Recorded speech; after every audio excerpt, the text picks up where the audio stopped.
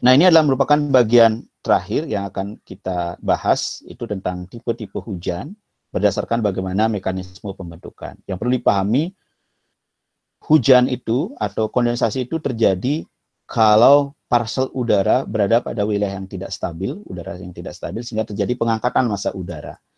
Artinya apa? Artinya hujan itu terbentuk kalau ada massa udara yang mengalami proses pengangkatan tadi. Nah, berdasarkan proses itu ada beberapa tipe hujan di sini. Yang pertama ada disebut dengan hujan orografik.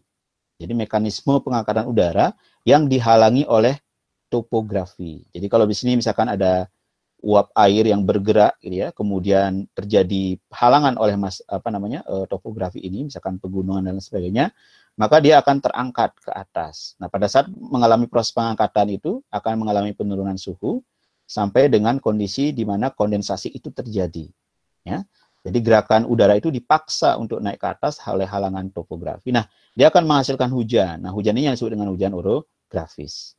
Jadi hujan ini umumnya sering jatuh di lereng-lereng pegunungan gitu ya, atau perbukitan dan lain sebagainya. Nah, hasilnya, jadi uap air yang jatuh di sini akan menyisakan angin yang lewat disebut dengan daerah bayang-bayang hujan ini.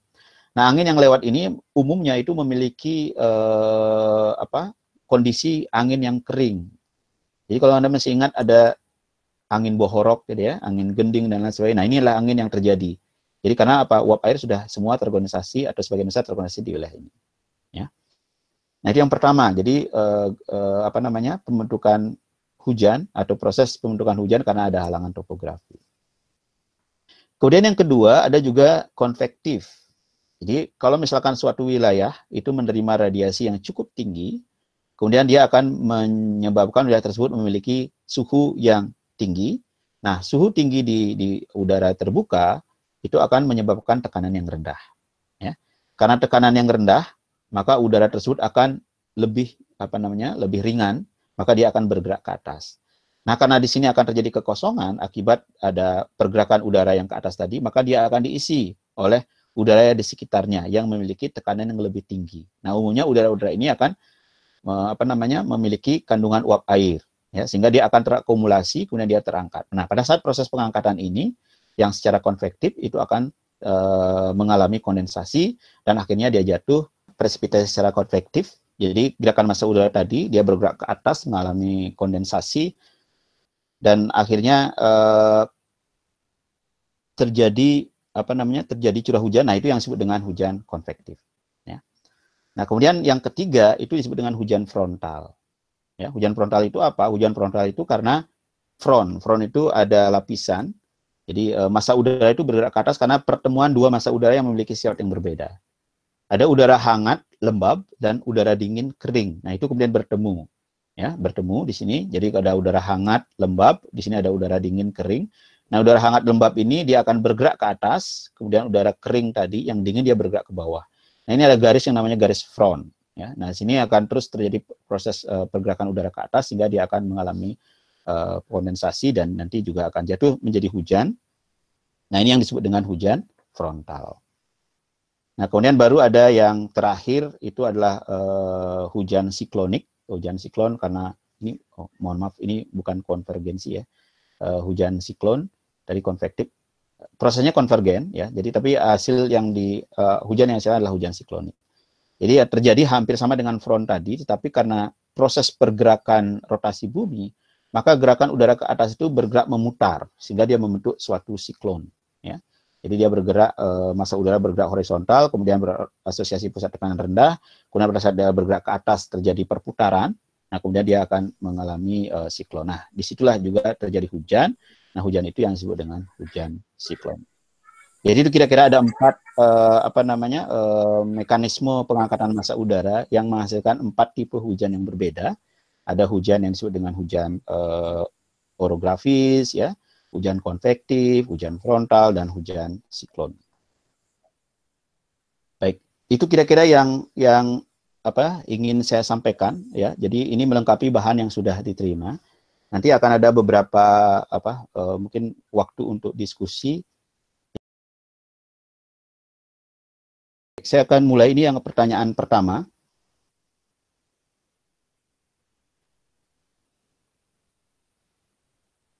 Jadi berikut merupakan komponen siklus hidrologi.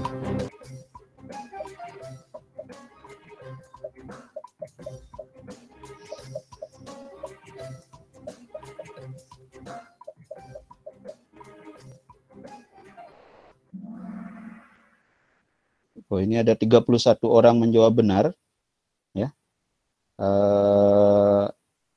Kemudian kita akan lanjutkan yang kedua. Jadi yang merupakan komponen siklus hidrologi adalah presipitasi, kondensasi, evaporasi. Nah, inversi bukan, ya.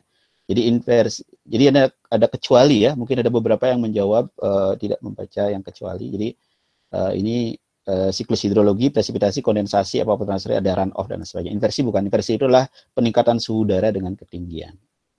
Nah, kemudian berikut pertanyaan kedua. Nah, ini yang menjawab paling cepat dan benar itu saudara Ami, ya. Ami, kemudian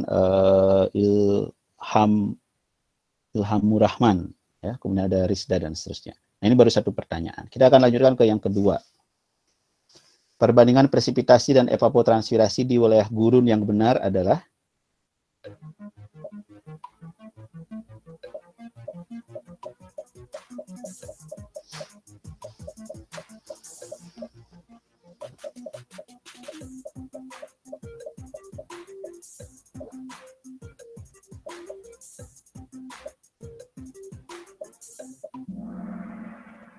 ya, jadi presipitasi lebih kecil daripada evapotranspirasi. Jadi di daerah gurun itu secara akumulasi dia presipitasi akan lebih rendah, maka daerahnya kering, ya. Jadi ini ada 33 orang yang menjawab benar. Kita lihat masih, Ami sudah disalip oleh saudara Rizky, ya. Dia ini adalah Fikra, Nopal. Kita lanjutkan ke yang ketiga. Secara umum wilayah lintang tinggi memiliki presipitasi yang bagaimana dibandingkan dengan lintang rendah.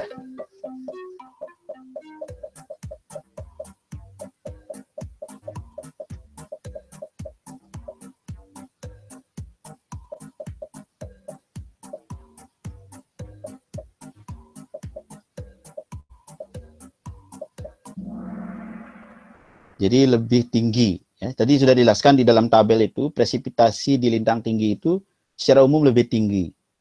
Namun demikian akan terjadi transfer massa. Jadi ada siklus Hadley dan sebagainya, itu yang akan bagaimana dia mentransfer presipitasi dari lintang rendah ke lintang tinggi. Tapi secara umum lintang tinggi akan memiliki presipitasi, artinya di atas 40 derajat itu lintang tinggi, memiliki presipitasi yang lebih tinggi dibandingkan dengan lintang rendah. Nah, masih saudara Rizky yang memimpin, ya. Nah, kemudian berikutnya pertanyaan yang keempat, presipitasi wilayah daratan memiliki nilai bagaimana dibandingkan lautan?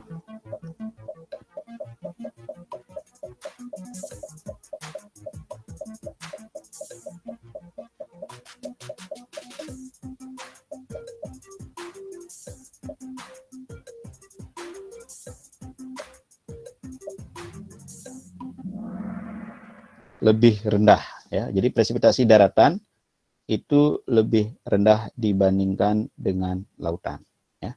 Jadi ada 37 yang menjawab benar, ya. Kemudian kita lihat saudara Rizky, sudah disalip oleh saudara Irsyad, ya. Kemudian ada saudari Nanda, Wita.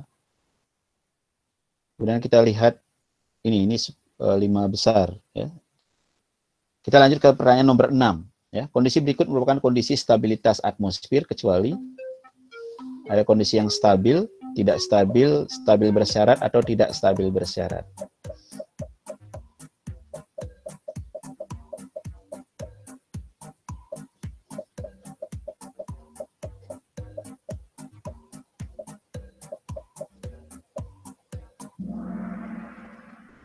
Ya, jadi kondisi atmosfer berikut yang disebut dengan kondisi atmosfer ada 3, yaitu kondisi yang stabil tadi, ya. Kemudian ada kondisi yang tidak stabil dan kondisi yang tidak stabil bersyarat. Jadi tidak stabil bersyarat itu kalau dia udaranya kering dia bersifat stabil, dia tidak stabil kalau udaranya jenuh. Nah, yang tidak ada itu adalah stabil bersyarat. Jadi tidak ada udara stabilitas atmosfer yang namanya stabil bersyarat. Jadi jawaban yang benar itu adalah yang stabil bersyarat, ya, karena ini kecuali. Tapi sebagian besar menjawab tidak stabil bersyarat, ya. Jadi mungkin nanti dicek lagi. Jadi yang stabilitas atmosfer itu adalah stabil, tidak stabil, dan tidak stabil bersyarat. Baik, nah kemudian yang berikutnya, nomor 7. Saat udara dalam kondisi stabil, nah kira-kira apa yang terjadi pada saat udara kondisi stabil?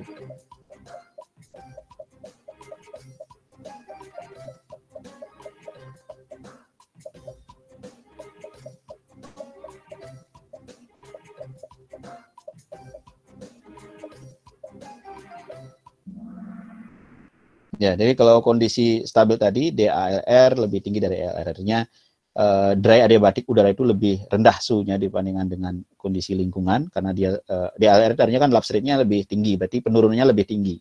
Artinya kalau dia dimulai dari suhu udara yang sama, maka pada ketinggian yang sama, udara tersebut di dalam parsel itu menjadi lebih rendah dibandingkan dengan udara lingkungan. Ya, jadi DALR lebih tinggi daripada ELR.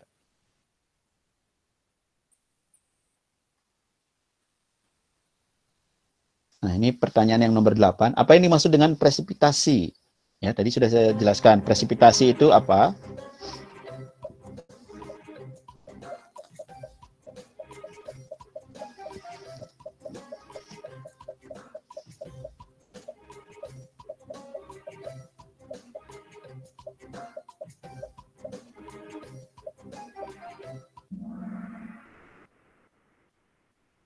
Jadi presipitasi itu adalah deposit air, baik dalam bentuk cair dan padat yang jatuh ke permukaan bumi.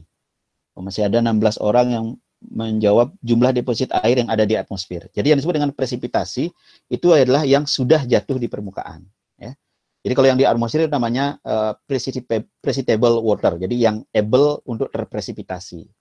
Ya, precipitable water. Jadi bukan presipitasi. Nah, presipitasi itulah segala bentuk curahan apa deposit tadi, baik itu cair atau padat yang jatuh ke permukaan bumi. Ini lumayan sudah 29 orang yang menjawab benar. Nah, ini masih ada yang menjawab air yang jatuh ke bumi. Jadi air yang jatuh ke bumi itu namanya curah hujan, rainfall ya. Itu bagian dari presipitasi. Kalau presipitasi itu bisa dalam bentuk rainfall, curah hujan, bisa juga dalam bentuk padat ya, salju dan lain sebagainya. Nah, kalau jumlah air yang ini tidak ada ya. Jadi ya dia jumlah air dalam bentuk deposit air ya. Jadi sudah lumayan 29 orang yang menjawab benar. Kita lihat. Oh, ini saudara Laila ya, masih paling tinggi. Nah, ini pertanyaan ke-9. Teori tumbukan ya, tadi berlaku pada tipe awan yang bagaimana? Awan tinggi, awan hangat, rendah, dingin.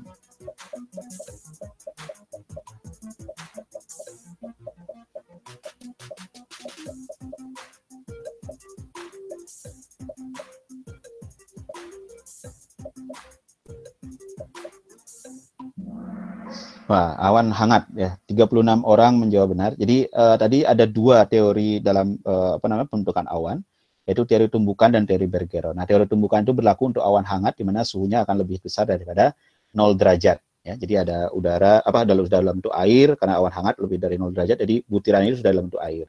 Jadi dia akan lebih besar, butiran yang lebih besar akan memiliki kecepatan yang lebih tinggi dibandingkan dengan butiran yang lebih kecil. Nah, sehingga dia bisa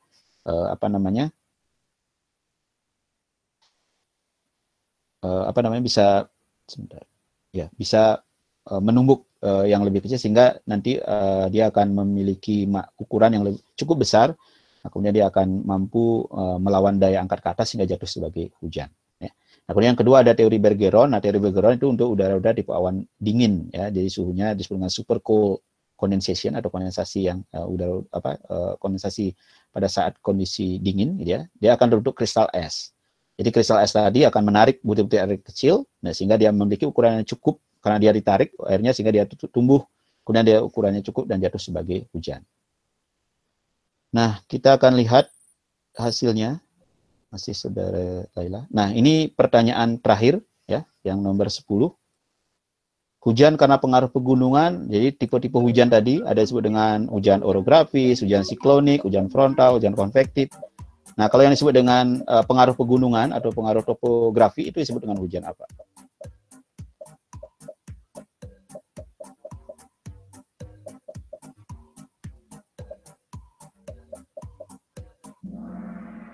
Wah, 43 orang menjawab benar. Masih juga ada yang menjawab siklon ya. Ada juga menjawab frontal, ada yang menjawab konvektif. Saya kurang tahu nih, yang 3 menjawab salah ini apakah mungkin tidak belum memahami atau bagaimana gitu ya. Tapi mungkin kalau kita lihat hujan yang karena pengaruh pegunungan tadi disebut dengan hujan orografis.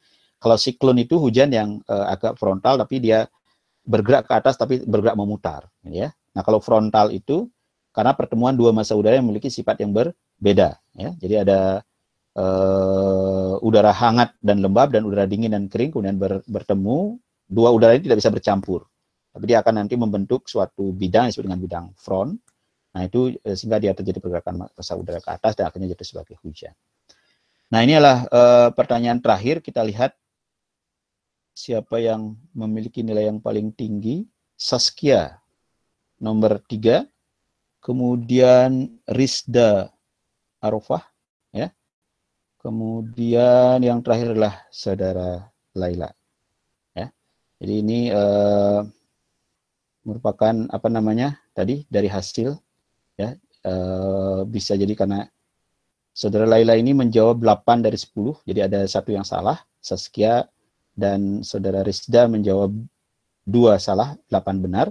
Tapi ada kemungkinan saudara Rizda menjawab lebih cepat gitu ya dari yang lain. Baik, itu kira-kira saya akan kembali ke sini.